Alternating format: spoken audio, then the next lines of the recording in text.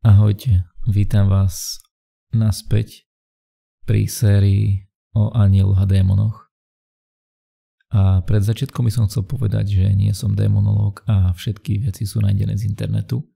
Viem, že minimálne jedného démonológa tu máme, takže kľudne sa môže vyjadriť do komentárov, budem rád za doplňujúce informácie a kľudne aj vy ostatní, ak viete niečo viacej.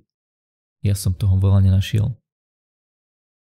Ale to, čo som našiel, budete počuť vo videu. Ideme na to. Adramelech. Podľa Gustava Davidsona Adramelech znamená kráľ ohňa a je jedným z dvoch trónnych anjelov spolu s Asmodejom. Podľa Colina de Plancyho, francúzskeho démonologistu a spisovateľa, je Adramelech najvyšším kanclérom pekla, ktorý sa stará o satanovú garderóbu. Bol to aj boh, ktorému sa Sefarviti, teda obyvatelia Sefaraimu, kláňali prostredníctvom ľudských obetí. Sefarvaim sa bežne, ale nie s istotou, stotožňuje s dvojičkami miest Sipar Jahrurun a Sipar Amnanum na brehu Eufratu severne od Babylonu. Meno Adramelech, ale tiež Adramelek alebo Adar Malik sa v starom zákone objavuje dvakrát a vzťahuje sa na dve odlišné postavy. Prvýkrát sa toto meno spomína ako syn asýrskeho kráľa Senarchariba, ktorý spolu so Šarezerom zavraždil svojho otca, keď sa klaňal v chráme svojej modle Nisrachovi. Citát z Biblie. V tú noc vyšiel Pánov anjel a usmrtil 185 000 ľudí v asýrskom tábore. Keď ľud na druhý deň ráno vstal, tam boli všetky mŕtve telá. Asýrsky kráľ Senacherib teda rozbil tábor a stiahol sa. Vrátil sa do Nínive a zostal tam. Jedného dňa, keď sa klaňal v chráme svojho boha Nisroka, jeho synovia Adramelek a Šarezer ho zabili mečom a utiekli do krajiny Ararat. Jeho syn Esarhadon nastúpil na trón ako kráľ. Doteraz sa na asýrskych nápisoch nenašla žiadna zmienka o hebrejskom mene Adramelech, takže vedci a komentátori Biblie boli ponechaní na špekulácie. Reprodukovaná štruktúra Adar Malik bola kedysi všade uznávaná ako prvý akadský typ mena. Napríklad Eberhard Schröder v roku 1885 napísal, citujem: Adramelech znamená Adar, teda knieža. V asýrčine sa vyslovovalo Adar Malik. Adar, pôvodne vyslovené Atar, je slovo akadského pôvodu a znamená otec rozhodnutia. Podobne ako iné agnostické božské bytosti, je Adramelech v niektorých židovsko-kresťanských konvenciách vnímaný ako zlá prítomnosť, alebo tzv. Démon. Tak sa objavuje aj v Miltonovom Stratenom raji, kde je padlým nebeským služobníkom, ktorého spolu s Asmodeom porazil Uriel a Rafael. Adramelech sa zvyčajne zobrazuje s ľudským trupom a hlavou a zvyškom tela muly, alebo niekedy aj ako páv. Možno aj preto je označovaný aj ako veľkolepý král alebo hrdý kráľ. Je o ňom povedané, že je dosť tvrdohlavý a pyšný démon. S Adramelechom sa spomíne aj ďalší démon, respektíve boh alebo bohyňa Anamelech.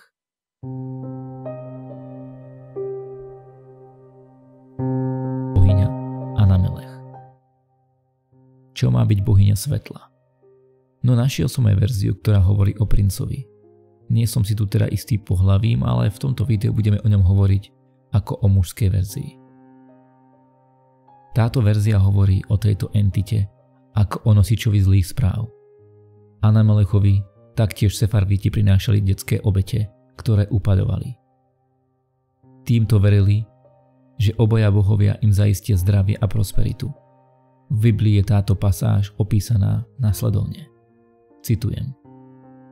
A oni spôsobili, že ich dcéry a synovia museli kráčať cez oheň a použili na nich veštenie a zaklínadlá a zapredali sa tomu, čo bolo v očiach Jehova zlé a prebudili tak jeho hnev. Anamelech je opisovaný ako prepelica, ale niektorí rabíni ho opisujú ako mulicu. Jeho meno malo symbolizovať dobrého, nežného kráľa, čo mi však vzhľadom na upaľovanie detí k nemu nejako vôbec nesedí. Anamelech má ale prsty aj v iných veciach. V Kainovi a Ábelovi. Kainovi totiž zoslal víziu, kde sa Ábelove deti utápajú v bohatstve a bezstarostnosti, zatiaľ čo Kainové trpia. Keď sa Kain z tohto sna prebudil, konfrontoval Ábela, ktorý ho ale zaprisahal, že nič zlé neurobil a hodil sa mu okolo nôh, aby požiadal brata o zľutovanie. Bohužiaľ, znova zasiahol Anamelech, ktorý Kainovi povedal, že jeho brat je v rovnakom postoji ako had zo záhrady Eden, keď sa mu ovíja okolo nohy. Kaina toto uvedomenie tak rozčúlilo, že zabil svojho brata. Krátko potom utiekol do divočiny so zúfalstvom a utrpením nad tým, čo spáchal. Anamelech však Kaina trápil ešte aj potom. A to tým, že sa mu zjavoval ako duch Ábela. Nakoniec Anamelech dostal, čo chcel. Kainovú dušu, a to všetko pre potešenie svojho pána. Kain ale nakoniec urobil aj dobrý skutok. Zachránil rodinu pred útokom tigra, ktorá sa neskôr stala jeho vlastnou. Verte či nie, ale Adramelech sa dokonca objavuje aj vo videohrách. A to konkrétne vo franšíze Persona.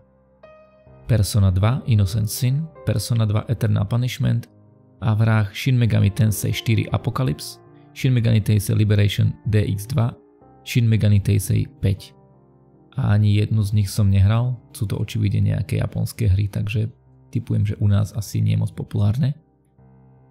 A má taktiež svoje miesto aj v japonskej manga sérii Black Clover, aj keď jeho vzhľad tam vyzerá úplne inak. Ak vás toto video zaujalo, budem rád za like, prípadne za odber kanálu, ktorý vždy poteší a vždy pomôže tomuto kanálu rásť. A ďakujem za vyplnenie prieskumu, kde ste si sami teda povedali, že máte najradšej anielov a démonov. Ostatné série neplánujem určite opustiť, budú mať taktiež svoje miesto na tomto kanáli, ale chcel som vedieť, že čo vás vlastne tak najviac zaujíma. Každopádne to bude odo mňa všetko na dnes a zatiaľ sa majte a čaute.